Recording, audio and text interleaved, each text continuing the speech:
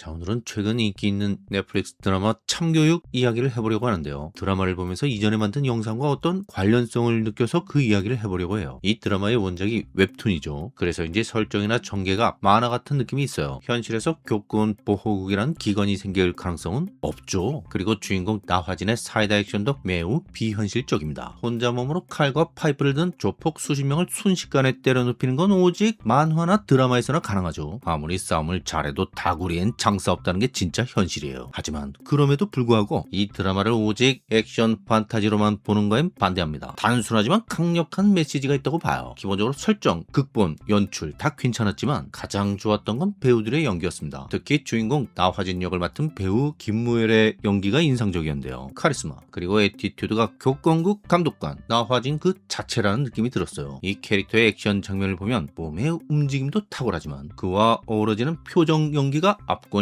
자신을 모욕하며 달려드는 학생과 학부모에 대해 분노의 감정을 거의 보이지 않아요. 아니 감정 자체를 거의 드러내지 않습니다. 매우 침착하게 그러면서 압도적인 힘의 우위로 상대를 가볍게 제압한 후 보이는 온화한 미소가 다예요. 물론 현실에 이런 사람이 존재할 수는 없죠. 하지만 왠지 어딘가에 있을 것만 같은, 아니 있었으면 참 좋을 것 같은 대단히 생생하고 매력적인 캐릭터예요. 혹시나 해서 말씀드리는데 원작 웹툰 캐릭터는 좀 다릅니다. 지금 말씀드리는 건 어디까지나 김무열 배우가 해석한 나화진 캐릭터예요. 하여튼 이 캐릭터의 이미지가 너무나 선명해서 우리가 평소에 잊고 있었던 어떤 존재가 자연스럽게 떠오르게 되죠. 바로 선생님입니다. 개인적으로 저는 이런 이미지가 칼 융이 말하는 원형의 일종이라고 생각하는데요. 쉽게 말해서 아버지, 어머니, 아이, 노인, 전사, 요정 이런 전형적인 이미지를 말하는 거예요. 인간의 집단 무의식에는 원래 그런 이미지가 들어있다는 겁니다. 그 중에는 스승의 이미지도 있죠. 선생님의 전형적인 이미지가 있는 거예요. 어렵게 생각할 필요 없습니다. 그냥 학교 다닐 때 내가 좋아했던 선생님이 한 분씩은 있잖아요. 그 선생님을 생각하면 돼요. 나화진은 선생님의 전형적인 이미지를 갖고 있어요. 일진들의 공격을 제압할 때 싸다구를 후려 갈기는 등 상당한 수위의 액션 장면이 나오지만 그렇게까지 폭력적이라고 느껴지지 않아요. 왜 그럴까요? 감정이 들어있지 않아서 그런 겁니다. 드라마에도 교권 보호국 수장인 최강석 장관이 나화진 감독관에게 그런 말을 해요. 감정이 들어가면 그때부턴 폭력이야. 싸다구를 때리든 업어치기를 하든 그런 기술이 중요한 게 아니라 그게 교육을 위해 정말 필요한 건지가 중요하다는 뜻입니다. 다른 학생들을 괴롭히고 수업 분위기를 해치는 문제 학생들을 그냥 둘 수는 없잖아요. 그래서 최소한의 무력, 절제된 무력을 행사하는 겁니다. 말하자면 필요한 만큼 하는 거예요. 절대 왜 감정이 들어가면 안 되는 걸까요? 그렇게 되면 그게 사적 복수가 되기 때문이에요. 드라마 내에서도 그런 얘기가 반복적으로 나오죠. 최강석과 나화진의 과거 사연 때문에 교권국 설치 자체가 사적 복수를 위한 게 아니냐는 공격을 계속 받아요. 드라마 시작 부분에 국회의원 아빠, 일진 아들 1화에서 국회의원 아빠가 최강석 장관에게 하는 말과 일진 아들이 나화진 감독관에게 하는 말이 거의 똑같습니다. 도대체 왜 나한테 이러는 건데? 자, 이게 무슨 얘기냐면요. 그 국회의원 아빠는 최강석 개인에게 특별히 잘못한 게 없어요. 그냥 같은 당 소속 정치인이고 서로 좋게 지내면 문제될 게 없는 관계입니다. 그리고 일진 아들 역시 나화진 개인과 무슨 원수진 관계가 아니에요. 물론 처음에 버릇없이 군 건 있지만 근데 그것 때문에 나를 거의 죽도록 괴롭게 만드는 건 너무하는 거 아니냐는 겁니다. 당연히 그들은 그런 의문을 가질 수밖에 없죠. 왜냐면 일진 아들은 내가 저 전따 새끼 두들겨 패는 게 저 사람과 무슨 관계가 있지? 걔가 자살해서 죽든 말든 그게 도대체 감독관 당신하고 무슨 관계냐고. 걔 친척이라도 돼? 이러는 거죠. 국회의원 아빠도 마찬가지입니다. 내가 공천 대가로 금품을 수수하든 비서관 성추행을 하든 그게 최강석 당신이랑 무슨 상관이냐고. 그것 때문에 당신이 무슨 손해본 거 있냐고. 왜냐면 이들의 머릿속에는 공공의 개념이 없기 때문입니다. 그냥 개인들이 서로의 이익을 위해 치고받고 사는 게 세상이라는 거예요. 그래서 교권국 설치 의도를 그런 식으로밖에 볼 수 없는 거죠. 개인적인 복수, 화풀이를 하기 위해 만든 거다. 이들이 보기엔 그게 아니면 만들 이유가 없는 겁니다. 아니 본인들한테 별로 득될 게 없는데 그런 바보짓을 왜 하냐는 거예요. 심지어 드라마 끝부분에서 선생님을 살해한 얘가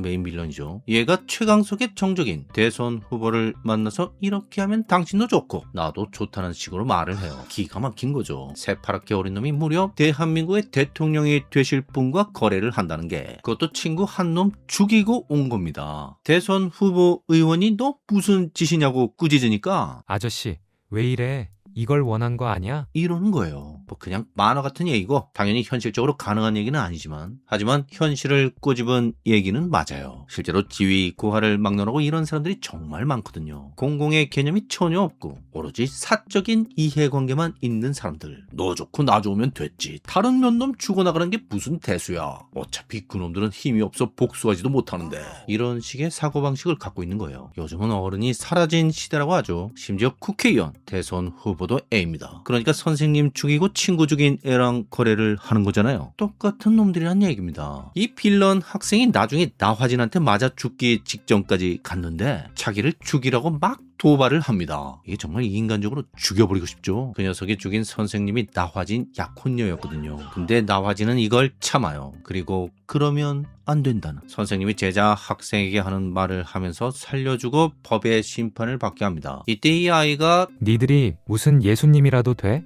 부처님이야? 하면서 발악을 하니까 나화진은 어른이야 임마 라고 말을 하죠. 어른이라는 게 참 힘들어요. 약간 과장하자면 거의 예수나 부처급으로 힘듭니다. 그래서 사실 진짜 어른은 거의 없다고 봐야죠. 다만 어른 비슷하게 행동하려고 노력하는 사람은 좀 있는 것 같아요. 근데 그것조차도 정말 쉽지 않습니다. 아마도 누군가의 부모이거나 누군가의 스승이라면 어렴풋이 알 거예요. 어른이 아이와 다른 점은 무엇이 옳고 무엇이 그른지를 판단한다는 거예요. 그래서 친구를 괴롭혀 죽음으로 몰고 간 행동을 처벌하기 위해 일진 아들과 국회의원 아빠를 힘들게 한 겁니다. 무슨 사적인 감정이 있어서가 아니라 이전에 복수하지 않는 엄마를 통해 아이가 진정한 도덕성을 갖게 된다는 이야기를 한 적이 있어요. 이게 좀 어려운 얘기죠. 대상관계 이론의 주요 학자인 도널드 위니콧의 말인데요. 그리고 위니콧은 엄마가 아이의 공격성을 버텨줄 때 아이가 강하고 선한 인격으로 성장한다는 말도 했어요. 엄마가 아이에게 복수하지 않는다. 엄마가 아이의 공격성을 버텨준다. 자, 이게 무슨 말이냐면요. 그냥 딱 나화진의 캐릭터를 생각하시면 돼요. 거의 교과서적인 애티튜드라고 보면 됩니다. 일진 아이들이 나화진 선생님을 엄청나게 도발하고 공격하잖아요. 그때 나화진은 어떻게 합니까? 애들한테 화를 내지 않아요. 하지만 쩔쩔매며 달래지도 않습니다. 감정을 거의 드러내지 않으면서 단호하게 아이의 행동을 제지하고 안 되는 건 안 되는 거라고 가르쳐줍니다. 아이의 공격성을 버텨준다는 게 바로 이거예요. 나화진이 극중에서 학생들에 비해 압도적으로 강한 물리적 힘을 행사하는 건 엄마와 갓난아이의 비유라고 생각하면 돼요. 이제 막 걷기 시작하거나 말을 배우기 시작한 아이에게 엄마는 극중 학생들에게 나화진 만큼 아니 그 이상으로 엄청나게 강력한 존재라는 것입니다. 하지만 그렇게 본인이 훨씬 강한 피지컬을 갖고 있으면서도 엄마들은 어떻게 하죠? 애가 엄마를 막 때리고 발로 차고 그래도 그냥 달래고만 있는 거예요. 물론 아프지 않죠. 귀엽죠. 아마도 나화진 역시 학생들이 그렇게 보였을 거예요. 하지만 나화진은 싸다구를 날립니다. 왜?